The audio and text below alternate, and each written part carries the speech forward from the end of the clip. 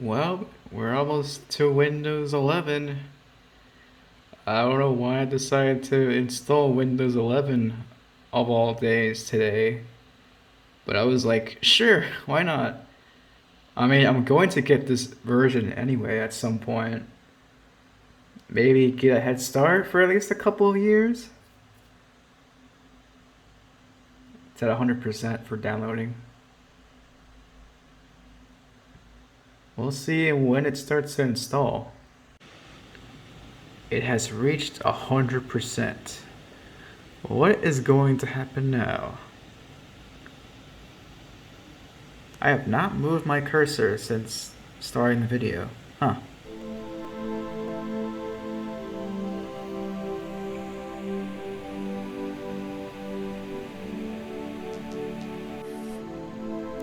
Well, it's time to restart the computer. By the way, I was playing the Windows XP welcome song or like installation music.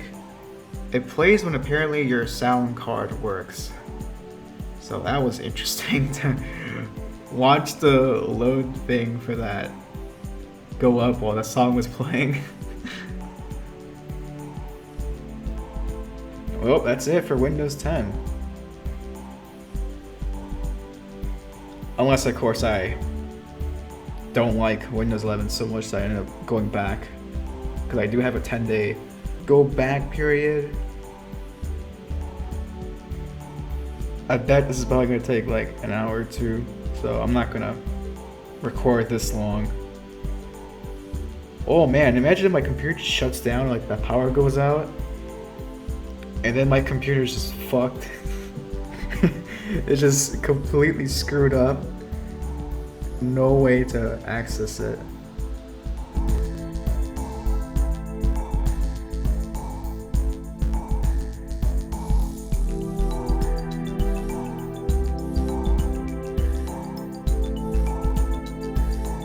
Nope, this is a little different. I think whatever that prompt screen was, it like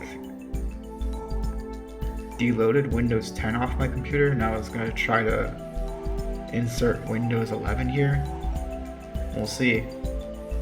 Because that was definitely a different screen. This is interesting. And now what? Is it gonna install more stuff here? Why is this camera always like... You see it? It keeps making the screen like brighter. I have to keep clicking on it to make it look right, because then it just looks super blurry. I don't know why it keeps doing that. Why is it doing that? I have to keep clicking on the screen to make sure it doesn't do that.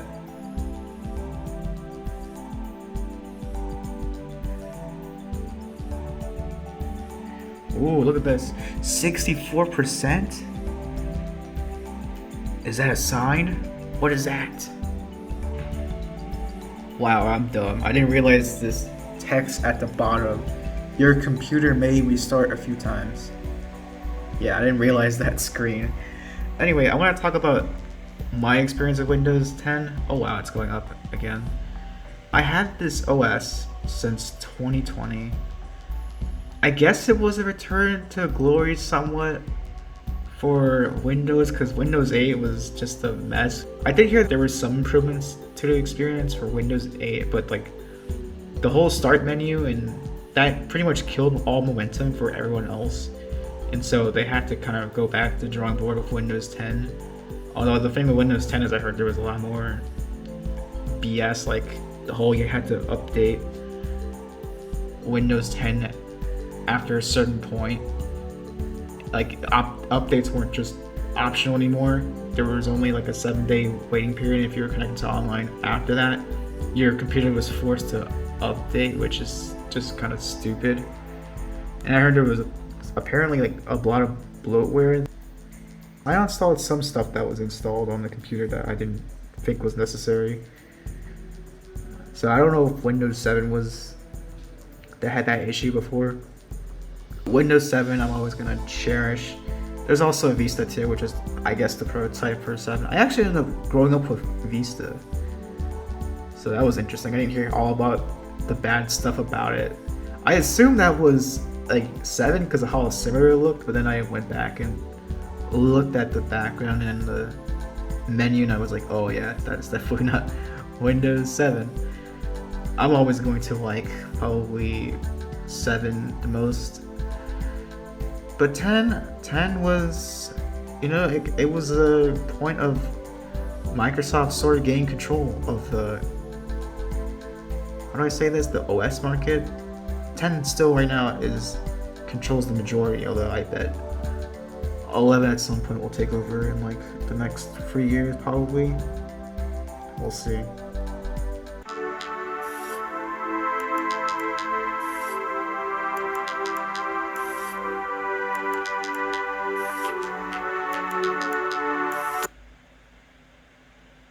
Oh, there it is. Okay. Huh. There it is. This is definitely Windows 11 here. I don't know if it was slower. I think it was maybe a little bit slower. Kind of hope it isn't, because that would kind of be bad. That would be like the whole iOS thing, where they kept giving out updates for older devices when they clearly didn't need it. I had my experience with it when my iPad 2 updated to iOS 7. There it is. Ooh, yikes. That start menu. I don't know how to feel about it. There's other stuff here. Like, do I have all this shit? Yeah, that's installed. Well, I'm gonna have to uninstall a lot of this shit. Here is Windows 11.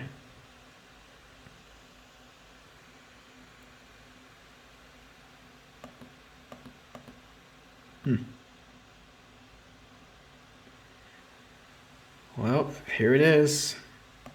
Where's this option to... Oh yeah, I kind of don't like this menu already. Something's a little off. Well, I mean, there better be this option to go back, because if there isn't, then I don't know. Yeah, I don't know where it is. I don't know where this option is.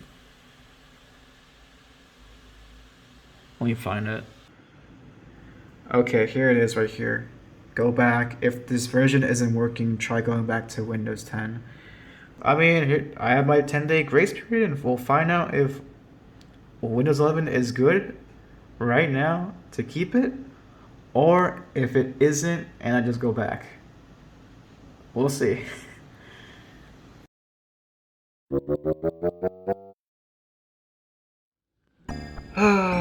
Oh boy.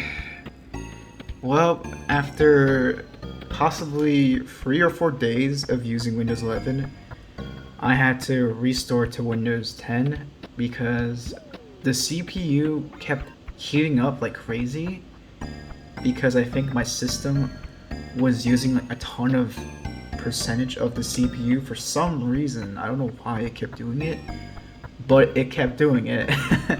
And now I had to make a decision. And I also got a warning about my drive potentially dying, and I'm like, what? And it said estimated life remaining was like 98%, but it still gave me like the warning that, hey, your drive is acting up funny. It might die soon. And I'm like, uh-oh. And I got it today, like, and I'm like, oh, I had to do something.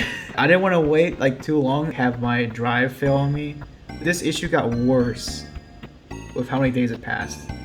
So that sucks. But I still have at least 2 more years left of Windows 10 before I move to 11. Hopefully the issues, are not there by then.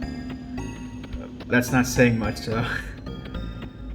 There were definitely changes I did like from Windows 11, but there's also stuff I didn't like from Windows 11, like the start menu. I wouldn't exactly be opposed to it when I do have to upgrade to 11. It's unfortunate that this had to happen. It is what it is.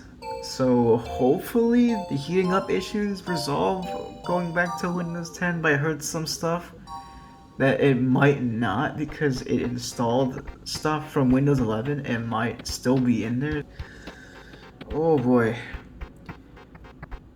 That network adapter issue I had, it didn't fix itself for Windows 11. I ended up finding like some type of temporary fix, although I don't know if it's gonna work with 10. But at this point, I think I much prefer having something messed up with the Ethernet settings than potentially my drive dying or my CPU heating up to an insane amount to where I probably can't even play games because the system is just taking up too much CPU and memory by itself. Until net, see ya.